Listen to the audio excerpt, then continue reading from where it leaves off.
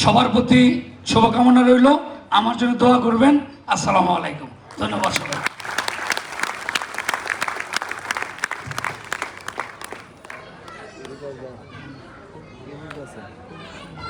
Thank you, sir, for your wonderful speech delivery, who is not only an excellent and outstanding motivational speaker, but also the chairperson, Department of Business Administration, Presidency University. Please give a big hand for our special guest, Professor Dr. Mohammad Jiali, sir.